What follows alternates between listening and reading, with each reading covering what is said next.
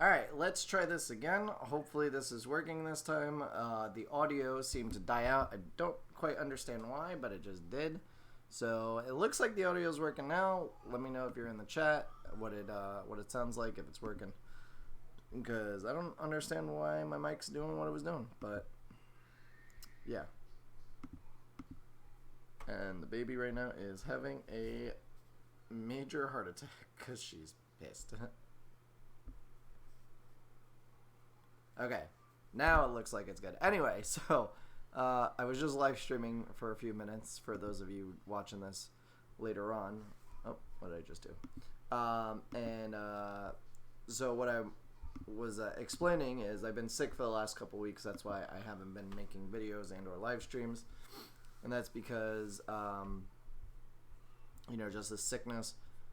Several different things happened between getting a stomach bug, then having a hernia from throwing up so violently, to then getting sick from Nova, and then I'm still sick from Nova, really. Like, I still have this, like, cough that won't go away, as you can hear. It's just, like, before it was way worse. Like, now it's, like, a very subtle cough, but it's still there after 2 weeks. And then the other day I almost gouged my eye out loading boxes in the back of my truck for the plant orders. I was walking out a doorway, side of the box clipped the doorway because there's stuff in the way, and so I kind of like tried to go around it, and it clipped me in my eye. The whole box wound up pushing into the corner of my eye here. It felt like it went behind my eye socket almost. And luckily my eyelid closed, but I have a gouge right on the tip of my eyelid, and I had scratched my cornea. Luckily, that healed within a day. I was surprised. I was like, holy crap, this healed really quickly. But that was immense pain. And so things have just been chaos since literally the week after Thanksgiving. So I haven't had a moment to do really anything. I did just fill up these tanks before I started recording, because literally you can't see this one, but this one behind me was like down to here practically. I haven't filled it up probably in over a month just because of the sickness and everything going on. So it's been a really crazy December for me. But how was everybody's New Year's and holidays? I hope everybody had fun and things are going good. Got everything you wanted. What is going on? Chevy Fish, audio is very good now, Mark says. James says, sounds good. Awesome. I'm glad that the audio is good now. Uber Pancakes, thank you as well. What's up, Anthony? Levy, what's going on? Hi, what is your...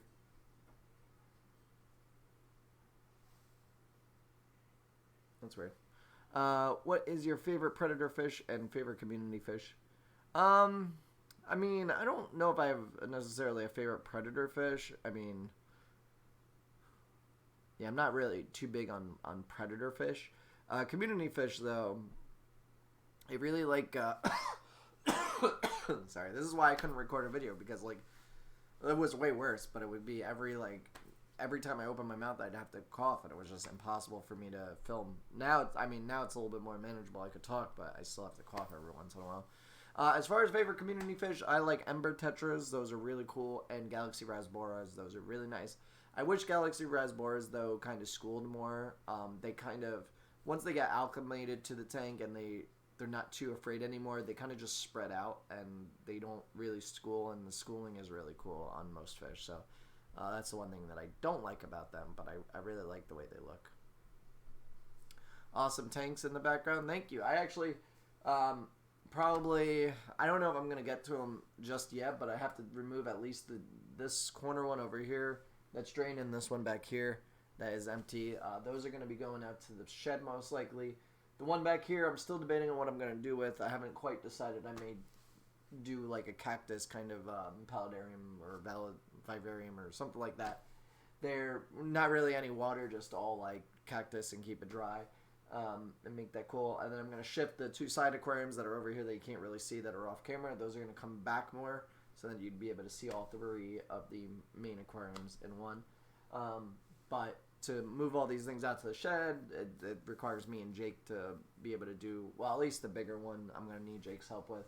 The two smaller ones I could probably do myself, but I also need to clean a spot in the shed for them, so that probably won't happen until spring. So probably early spring I'll bring all the tanks that I'm not using out there, and and then we'll figure it out from there.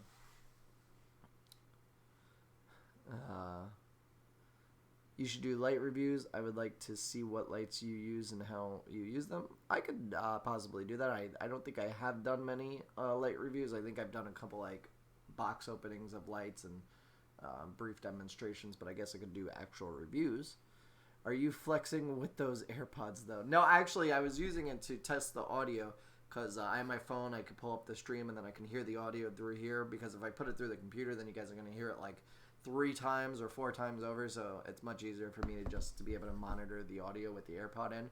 But now that the audio seems like it is fine, I could actually take this out because I've had it in all day, so it's very, it irritates your ear after a while if you're used to them. So, Uber Pancake says, I'm new to your channel. Any video you would recommend to me to watch, or videos you're proud of?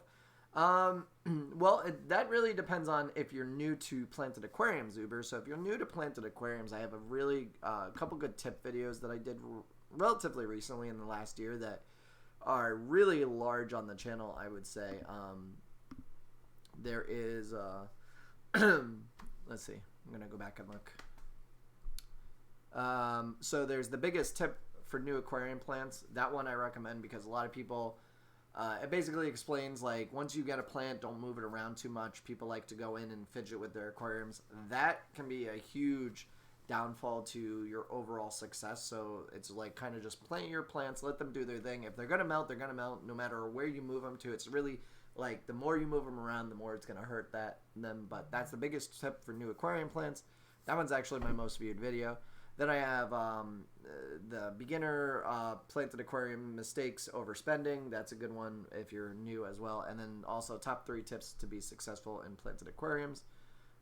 That's a really good one too. The red mangrove video showing how I did this tank is also a really good one.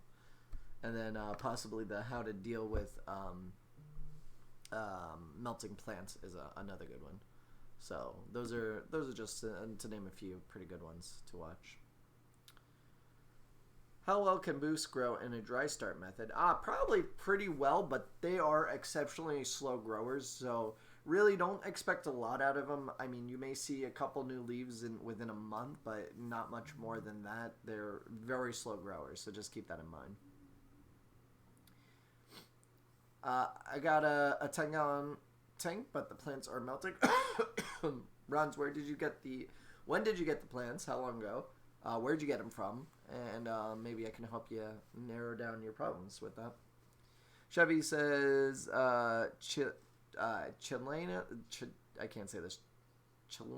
Chillness sedge melted in my tannin tank. 4-gallon pickle jar with 1 fry. Your thoughts? I'm guessing it's regular dwarf sedge. That's a bit strange. I'd have to know more about it, like what kind of light, if there was any light. Typically, dwarf sedge. Is that dwarf? Actually, no, wait. Is that the other type of sedge? I think that might be the other type of sedge. Hi, everyone. What's going on, Avery? If your tank is new, you would put nitrate in your tank or get some liquid fertilizer to help with the nitrogen cycle. You have liquid fertilizer. We also sell liquid fertilizer as well, the Vital Formula all-in-one, pretty easy to use. But as far as like the melting, so as far as melting goes, if you just throw new plants in an aquarium, they're gonna melt regardless. Whether or not they melt all the way back and there's nothing left, or a little bit of melt happens, that's like kind of where you want to figure out where you are. Did you throw all the plants in there? Did they melt back to nothing? Secondly, fertilizer won't really, fertilizer is about long-term growth with plants. It's not necessarily about establishing plants. Like, usually your aquarium will have some sort of nutrients to it when you first set it up, just because water, you're also going to have any kind of minerals that are in the water and in the like substrates that you use. If you use planted substrates and or fish food, there will be some nutrients there. It's long term that fertilizer really helps, so that may not be the thing. I got the plants from a store that fish place, and I've had it for more than a week and a half. So that's actually, like, right now you're kind of in the time frame where you're going to expect to see plants to melt. The question is, how much are they melting? Are they melting back to literally nothing, or they're just melting back some leaves. As long as you see new growth, that's what you really want to look for. So if you have a plant with like 4 leaves and all of a sudden they start to brown and yellow, but you see one new green leaf popping up, that's what you really want to focus on. That one green leaf will indicate that the plant is going to be fine in the long term. It's not going to look that great for a couple weeks, but right now it's establishing in your tank. It's adjusting to your water. Every plant will do that. It'll adjust to your water. It's just a matter of how much is it going to melt from how you initially got it to what it's going to kind of be once it's done establishing in your tank. So, you know, a week and a half, that's a very short time frame. Usually that's to be expected. You can usually see plant melt happen for up to a month. Sometimes even a little bit longer depending on the plant, but typically after a month is when it's like, okay, no, plants keep dying, there's a problem. But if you're just losing leaves and you have new growth, then you're should be all right. This cough is terrible.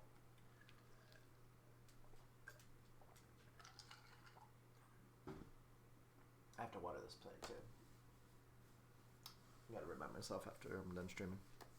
Got my Monte Carlo from you, and it's in my beta tank. Super excited to see it take off. Well, thank you, Remy. I appreciate you buying from us. It helps support us, and you know, it really helps out. And I'm super excited for the Monte Carlo for you. I really like that plant as far as like a carpeting plant where you put it on rocks and driftwood. It'll grow out.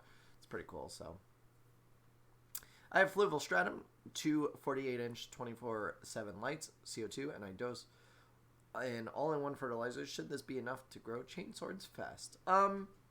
Yeah, I would say so. You have all the right requirements, essentially. You have a decent light, you have CO2, and you have fertilizer. So the only other, the only 2 limiting factors would be the, sorry, you can hear that now. It's like that deep cough that comes from down here. 2 limiting factors on that.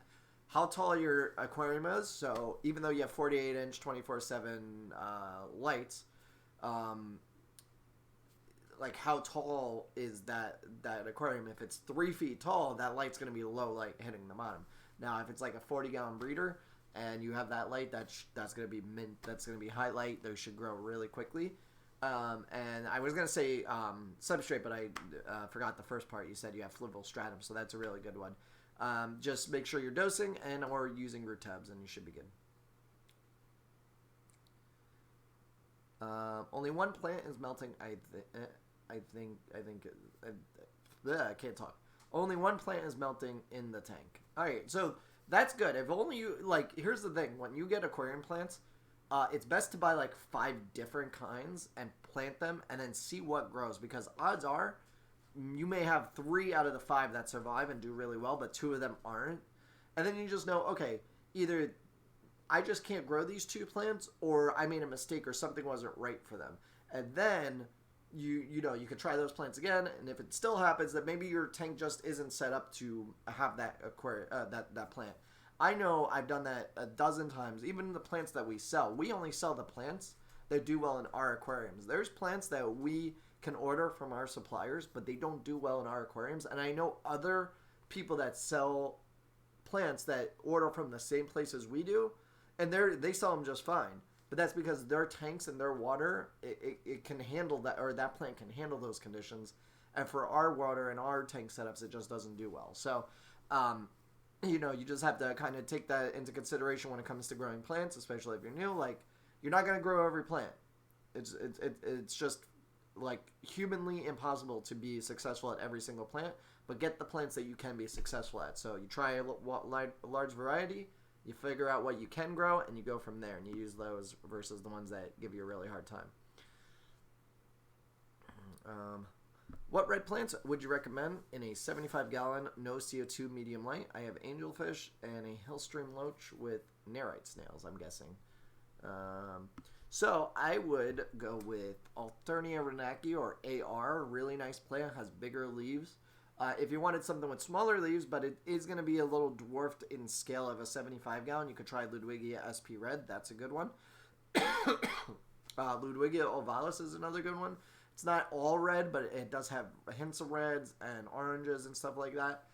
Or you could try Rotala indica. That one has like yellows and oranges, not necessarily red, but it's a different kind of color palette. We've also had some Tropica plants in recently with Alternia renaki Rosenberg, or AR Rosenberg. It's a really it's a variegated type of Alternia renaki, and it's a really pretty plant. As far as other red plants, I'm trying to think. Oh, red tiger lotus, dwarf aquarium lily. Those are really good ones that could give you some nice bright colors, splotches of colors.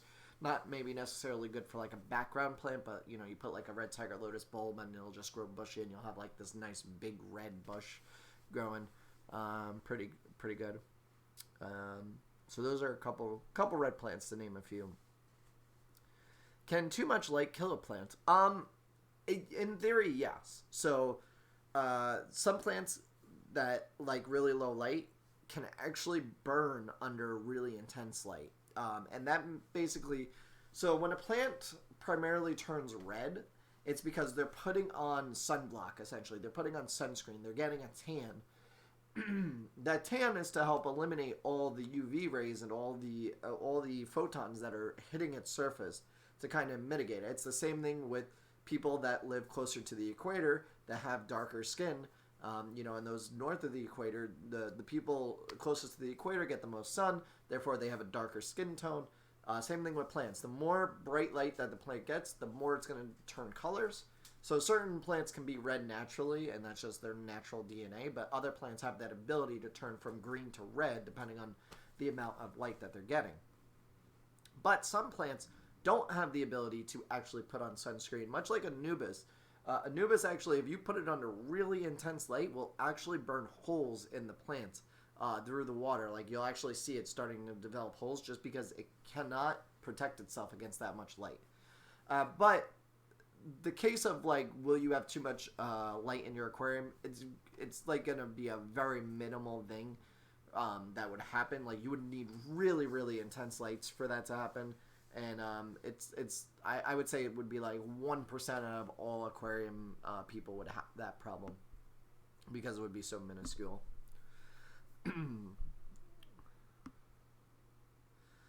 It's broadleaf sage, roots still there, melted 3 months ago when I got it from a fish club. It was brown over much of it and had algae coated light.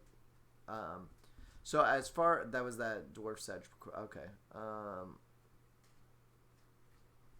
So melted. Roots are still there. Melted 3 months ago when I got it from the fish club. It was brown over much of it, and it had algae coated on its leaves late. So if the roots are still there, it may still come back.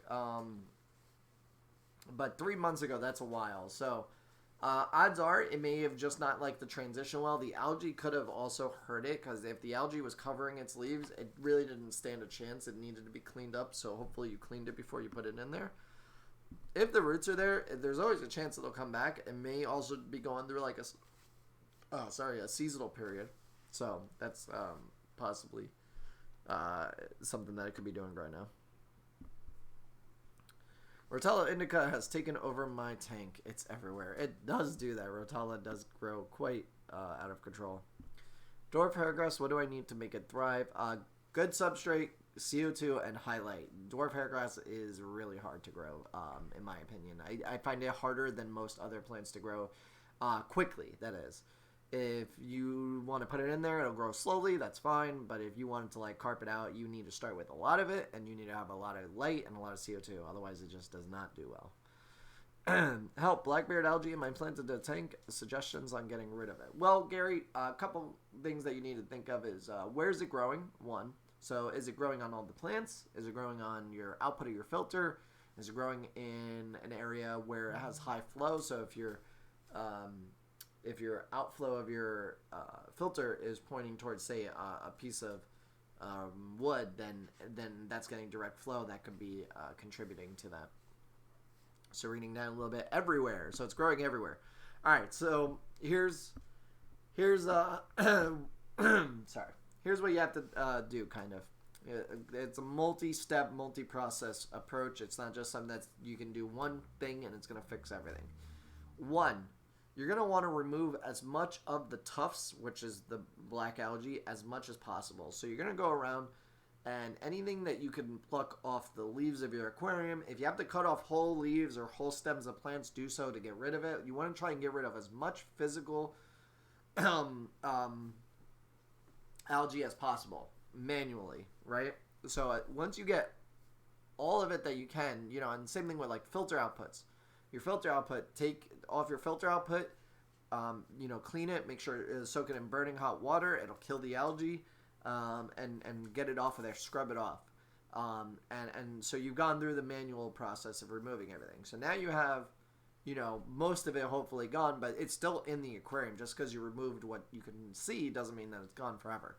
So then a couple of things to take into consideration. Blackbeard algae is typically caused by CO2 fluctuations, so meaning you either have too much or too little CO2 if you're using CO2. If you're not using CO2, then you can kind of skip that part because you're not injecting it, so there's really no way to control it. Secondly, I've seen it because of too much flow. So if your aquarium looks like a one of those water typhoons that, you know, like you'll sometimes see in like a cylinder, and then you like spit it up, and your water is literally going like this. You know, meaning like basically your filter should be turning over your aquarium water anywhere between 5 to 10 times per hour. So if you have a, let's do an easy calculation here. If you have a 10-gallon aquarium and you have a filter that does 10 gallons per hour, then that's, right? Is it 10 gallons per hour? No. You would want a 100-gallon. I'm doing math wrong. You would want a 100-gallon per hour filter because that would turn it over 10 times. Or you could do, you know, a 50-gallon per hour filter, and that would be 5 times. So there you go. And so that would be, you know, like your filter. So if you have something that maybe is 20 times per hour, that may be too much, and you may want to look into maybe downsizing your filter. Maybe you over-filtered. It could be a thing. Or reducing the filter flow. There's ways to do that also. What else? So once you establish that your flow isn't out of whack and it's correct, the next thing that you may want to look into is your lighting period. Is your light on for more than 8 hours? If it is, then maybe you want to make it so it's only on for 8 hours or less, maybe 6 hours. Because extreme lighting conditions, like you know, if you have your light on for 12 hours a day at full blast, that could influence algae to grow as well. The other things that you could do are things like algae eaters. So depending on the size of the aquarium, if it's a large enough aquarium, maybe you could introduce some Siamese algae eaters or reticulated flying foxes. Those are pretty good. Your other options are maybe shrimp, like Amanos, Nerite snails, those kind of things. Nerite snails don't typically eat Blackbeard algae, but they will help cut down on other algae. If you don't have shrimp and you don't have like sensitive stuff, you could also dose Seachem Flourish Excel. That will actually help inhibit algae growth, so that'll kind of cut down on it growing so rapidly. But you're gonna have to, these are things like you're gonna have to keep repeating these processes until you figure out what is going on with the Blackbeard algae. So you may have to still do manual removal every couple weeks for 3 months until you figure out what's going on with it. So it's not just like one sure way of fixing that issue. I want a really good carpet. I broke down and bought Dwarf baby grass, but I really want Dwarf hairgrass. I mean, Dwarf hairgrass is decent. It's just, it's a slow grower unless you have the right conditions. What is your favorite plant? It changes almost week to week. I really like Anubis, Bucephalandrid, mosses. I like those. I also really like the bulbitis. We got some bulbitis in recently that was a fire. It's all sold out now, but we'll have more in a couple of weeks from Tropica. That stuff is just gorgeous. I use some shrimp, mostly Amano shrimp. Probably spelt that wrong, but shrimp does get kind of big. Yeah, Amano shrimps do get really big. I thought holes with yellow edges were potassium deficiencies. I have multiple plants I've had for months showing holes and melting. Been trying Seachem Flourish to get them healthy. Yeah, that is a common tell of a potassium deficiency. You could also, depending on your substrate, if you don't have a good substrate, right, the plants are going to have a harder time absorbing the nutrients. So it's also important to either have a good substrate or using root tabs also to give the substrate some something sorry using root tabs to give the substrate something for the nutrients to hold on to. Because if you have like gravel or sand, it really doesn't get locked anywhere other than in the water, and then the plants absorb more nutrients at their roots than anywhere else. So, okay, so I narrowed down. Okay, so I've narrowed down all my all-in-one fertilizers to just 2 brands, Vital or Easy Green. Why should I choose Vital over Easy Green? Thanks. Well, choose Vital over Easy Green because you help support me by choosing Vital. I mean, we have perks too with, you buy a certain amount with us, you get free shipping, so over $30. So you buy Vital and like a plant or 2 and you get free shipping. That's a pretty good deal. If you use our rewards program, you get 10% back through basically like store credit in a way. You also get bulk discounts. So if you wanted to order like say 4 Vitals at once, there should be a bulk discount. I'm pretty sure, unless I took that off. I think there's bulk discount. If there isn't, then I might have retired that. You also get free plants when you place an order above $50. And sometimes we run specials for free Vital fertilizer with orders over $60, which probably will come up at some point this month, I think. I may do another one of those. But all in all, they're very similar. There's really none, no one is better than the other, as far as I can tell from what the nutrient breakdown is for Easy Green versus the Vital that we sell. So.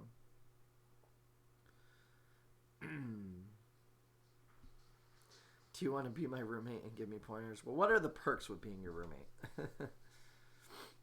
It was the CO2. I was gassing the tank for a while and stopped. I tried Excel already. I think I helped stop the rapid growth of the Blackbeard pirate. I guess it was supposed to be algae. I guess now I have to dedicate time pluck. Yeah, so and that's one of the biggest things with CO2 users is like everybody talks about using CO2 and you like set it up, you get heavily invested, and then maybe you forget to refill it, or maybe you're tight on money and can't refill it, and then all of a sudden you went from having CO2 to having now algae problems because you don't have CO2 anymore. And so that's why we don't run CO2 anymore in any of the aquariums. We're CO2-less, and all the plants are still growing just as well. The major thing that I've found and discovered over the last few years of doing this is the number one thing to really ensure good growth and speedy growth is light. If you don't have good light, it doesn't matter what you do to the rest of the aquarium. It doesn't matter if you put in CO2, doesn't matter if you fertilize, doesn't matter if anything else. But if you don't have enough light for that plant to grow, and enough light where it's not not starving to get light, then you're just not going to grow plants. So my biggest suggestion to people nowadays is invest in the light first. The light is the most important thing. You could grow plants in bare sand if you have a good enough light. Like, it doesn't matter. You don't need nutrients at that point because the plants are the factors of the plant growing are in this order. Light is the biggest factor. If they don't have enough light to grow, they're just not going to grow, period. Doesn't matter what's in the aquarium. Secondly, if they have enough light, the second limiting factor is going to be nutrients. And nutrients is both CO2 and all the other stuff like nitrates, potassium, iron, all these other things. So if you have enough light for these things to grow as fast as they can and they're using up all the nutrients, then you need to start dosing nutrients and or CO2 depending on the plants. Most of the time you don't need CO2 though. The only time that I've needed CO2 is to grow really difficult plants, and honestly, that's annoying. I've come to the realization that that whole grow really fancy plants just is not something that I want to do anymore because it is so time consuming that it's not even fun. So easy is my new game. The easiest plants to grow is what I want. I want to do it with clown loaches, but they always die. Clown loaches are tough because of the because of their scalelessness. Sorry. I'm dying. My current flamingo is finally showing new growth after melting away completely a month ago. Any tips for helping it fill in well? Don't mess with it. Don't touch it. But you could add root tabs. That may help it. Crypts and like sword plants are really heavy duty root feeders. So depending on your substrate, if it's older substrate or if it's gravel or sand, adding in some root tabs will definitely help perk it up. It'll give it some direct nutrients. You don't put the root tab right under it. Space it out about 2 inches from where the plant is planted, and it'll do some really good things for it. Anubis, Nana, and Java Fern struggling. Don't know why they have started having problems after months of being planted. I have Fluval's plant substrate and use root tabs that still can't figure it out. Well, Anubis, Nana, and Java Fern are very slow growing plants. So unlike other plants that will show signs of melt really quickly, they take a little bit longer to get going and a little bit longer to show issues. So because they're just such a slow growing plant. You have an LED. Remy, if anything, you can send me pictures of the Anubis and Java Fern, and I can help take a look at it for you. Sorry, I'm dying again. And maybe I can better pinpoint what's going on with it. But they're just slower growing plants. And odds are what's happening is if you're getting holes in the leaves or they're yellowing or anything like that, that's probably older leaves that's happening to, which is their way of transitioning into your aquarium. It's essentially the same thing as melting plants, like I was explaining earlier, except, like I said, because they're slower growing, they're going to lose leaves much slower than normal plants would, and they're much slower burn when they're not doing well. So I am back, and I have a question. You should try saltwater. It is really cool. Coral are like plants, and the colors are amazing. Levy, I'm right there with you. I would love a saltwater aquarium, but right now I'm trying to actually get rid of aquariums because I just have too many. I'm downsizing more and more. I think I'm going to probably remove another 1 or 2 aquariums from my overall collection outside of the business. So the business has its aquariums, that's fine, but I think I'm going to take down 2 or 3 more aquariums of my own just because it's hard to keep up with. They're not doing, the greatest, and I just don't really have time for them anymore. Eventually maybe, who knows, one day I'll maybe get down to maybe 1 planted aquarium and 1 coral aquarium. A saltwater aquarium would be cool. But corals are really cool. I just don't have the time or the resources right now to put into it. Do you have a new favorite carpeting plant now that you no longer like CO2? Well, dwarf 4-leaf clover has always been my go-to. Dwarf 4-leaf clover doesn't need CO2, barely needs any light. That plant will just grow, doesn't matter. It is a slow grower compared to some of the other ones. I wouldn't say it's incredibly fast, but it is incredibly easy. The plant just grows. It's a really good one. I was actually able to have new growth from my Java Fern. It's super slow growing. 6 months ago, I planted 1 leaf, and now I have 3 small leaves. Yeah, so that's kind of like the idea behind Anubis and Java Ferns is like, yeah, you may lose a leaf over the course of a month, but it's going to take like 2 or 3 more months to actually get a couple more leaves going. So you just got to kind of give them time. As long as their rhizome is hard, firm, and not mushy, you're still in the clear. And green. It has to be green. It has to be firm. It can't be mushy. If it's black, not going to probably do anything. If it's brown, it may come back. It really depends. Thank you, Roger that. Currently have some tabs in. Was such a huge bush when I bought it. Then it withered away to just stems. That's what will happen with crypts. Crypts experience melting much more than really any other plant. They will literally melt down to nothing and then come back. If you actually look up my friend Yuri on YouTube, he has a video showcasing what he does with Tropica crypt plants when he plants them. He's from overseas. Literally what he does is he takes the plant out of the pot, he cuts all the leaves off, so you just have the little stem and the roots, and then he plants the roots. And supposedly it grows great from there. I mean, he is a very experienced aquascaper, much more knowledgeable than I am, I would say, probably with plants. He's been doing it a lot longer. And I haven't given that a try, but it is something to think about when it comes to crypts. pics to your website email, yeah, you could send them either on Facebook, Instagram, or support@h2oplants.com, and I will try and help you out with any suggestions. May just need time, though. It could just be, you just need to give them some time. Also, my Java moss started, and I say started due to neglect to carpet. Not bad, to be honest.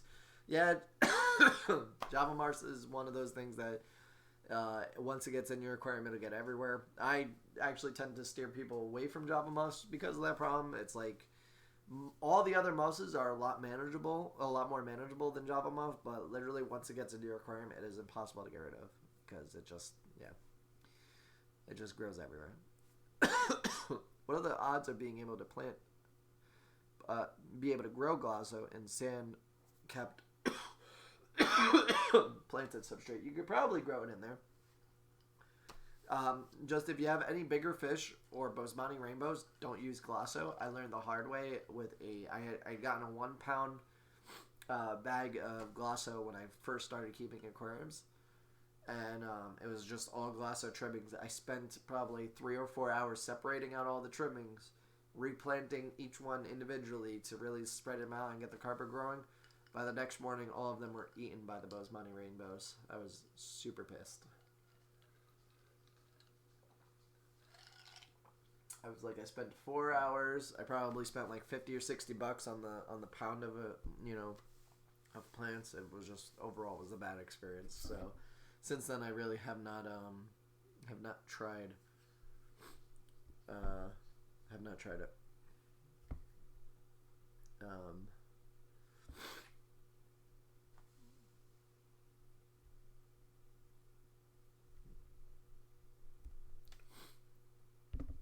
Let's see.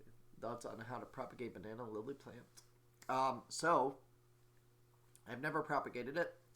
I have seen people say sorry. I have seen people say if you trim the stem of the lily, so wait for it to develop a lily pad, and then trim that leaf off at the very bottom, and leave it floating in your aquarium, that it'll grow a new plant. I don't know if that's true. I've never tried it. That is one way that I've heard of. I've also heard of people saying you could split the bananas, so when you have you have 4 on one side, 4 on the other, you split it down the middle with like a razor blade, and you get 2. I've heard that works. Haven't tried it. Don't know.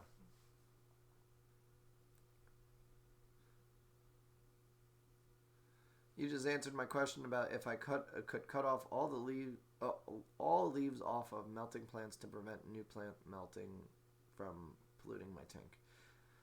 Yes, you could in theory do it. I don't recommend it for every plant because like stem plants, you normally want to keep the stems, and most plants you don't want to chop off all the leaves. I mean, here's the thing. If a plant is healthy, has a good root and a good rhizome or a good rosette, it'll grow back even if you were to chop off the leaves. I know this because I once took a sword and accidentally broke off the whole rosette just broke off by accident. I don't know what I was doing. I think I was going to pull it out of the substrate and literally all the leaves popped off. But the root was still there, and the root regrew. To my surprise and amazement, I was like, oh my god, I thought I killed this thing, and it just grew out of nowhere.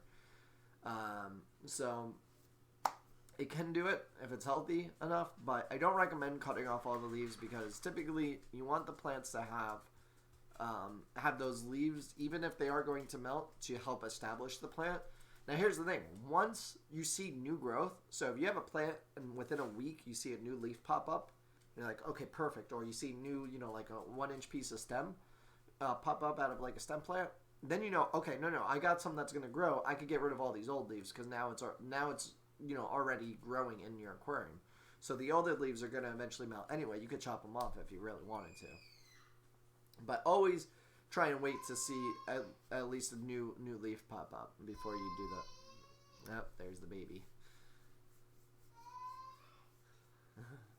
She hears me.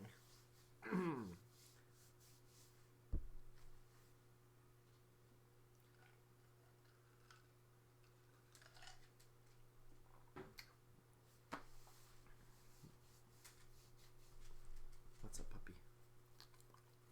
Yeah. your breath stinks. No. You too. Your breath probably stinks just as bad. No. You need the teeth cleaning treat. Honey, no, go. Go. All right. Do we have any more questions? I got about another 5 minutes left.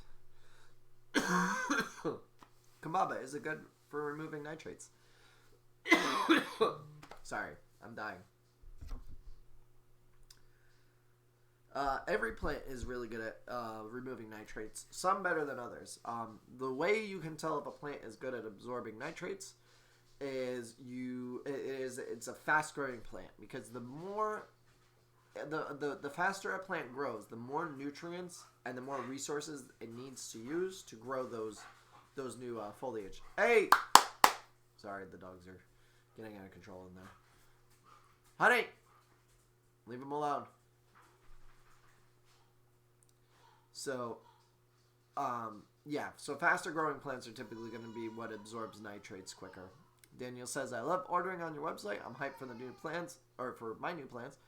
Well, you're welcome, Daniel, and thank you for ordering, of course, from our website. I really appreciate it. Do take a look back in like a week or two. We'll have more Tropica plants. I know that's been a really good seller. People have been buying those up. Remy says, is pH crucial to plants? My water is around 6 without buffering. So most plants, not all, but most plants actually prefer a more acidic water down to around a 6. So I would say in most cases you'll be able to grow most plants without a problem. Some plants like Anubis typically like harder water or more softer water, meaning like, it's around an 8. But you'd probably be fine either or. So it's okay to leave it in and melting if no new growth is present. Yeah, I would. I don't typically, unless you have really sensitive fish, and I mean like super sensitive, like discus, that like you can't have any kind of nitrates going on.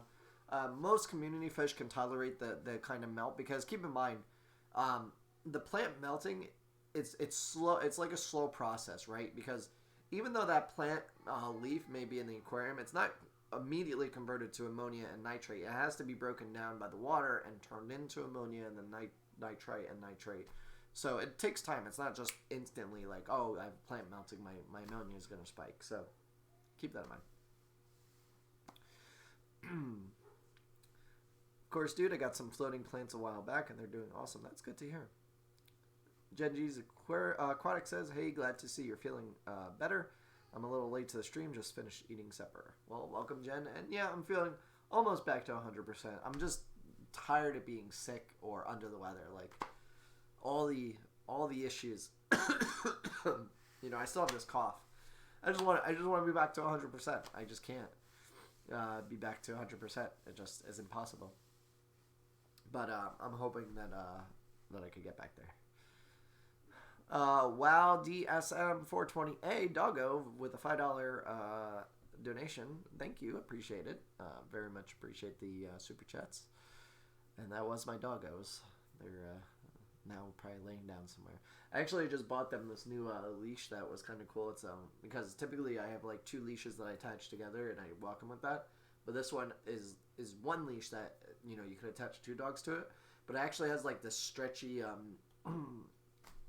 what is it, like an elastic to it, so when they go to pull, it allows them to have a tiny bit of give, but then it kind of like retracts them, so it's like an automatic like deterrent from them pulling. And I just used it today for the first time, and it really actually worked, because they typically like to pull a bit, but I could tell like the instant that they were able to pull just the tiniest bit, and then it kind of retracted on them automatically, and they didn't like that, so they stopped pulling.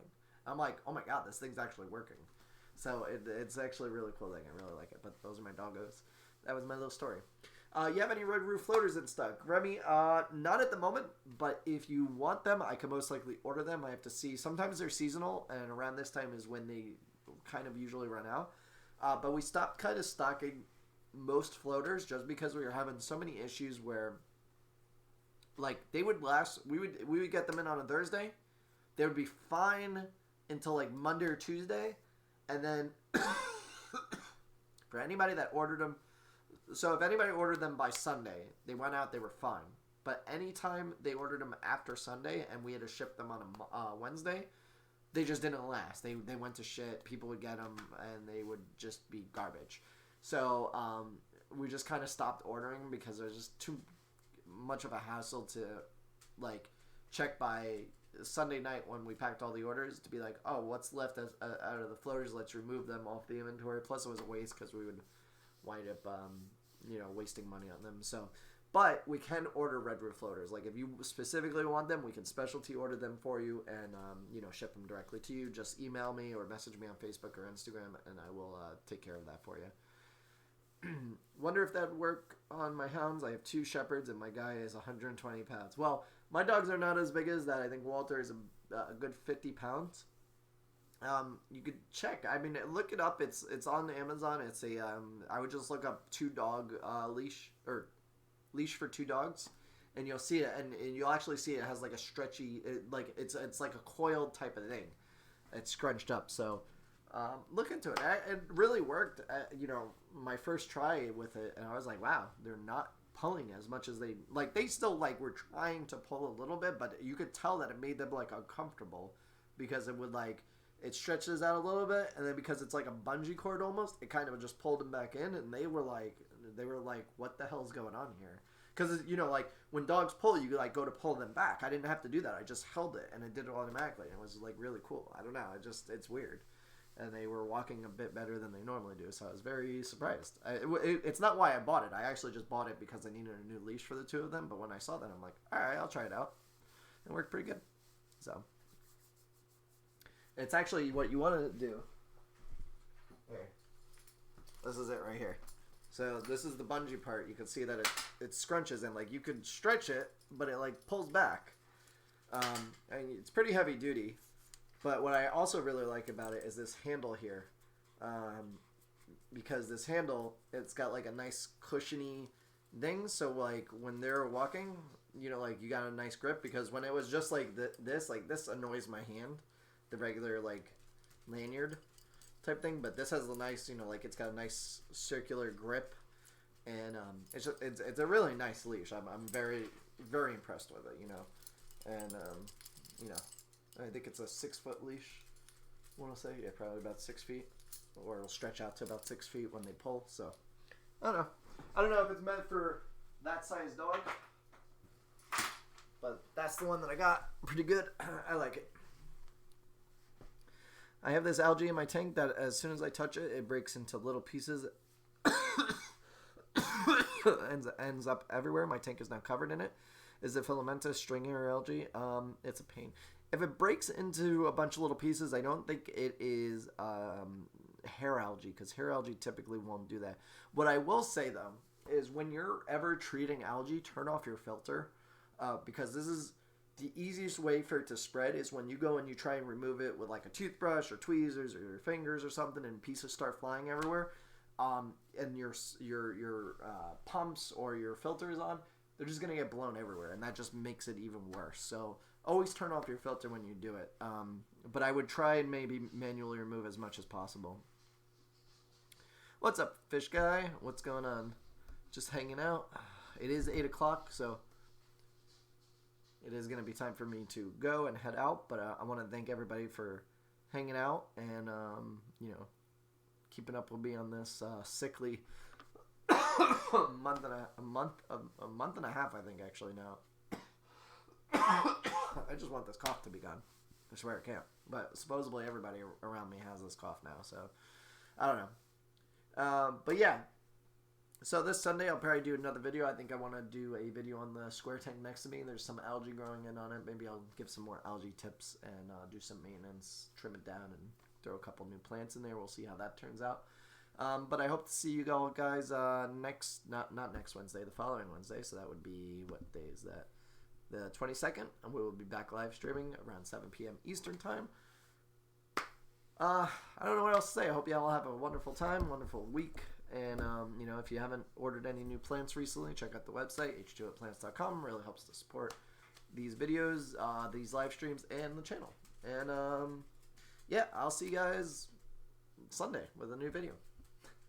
Later.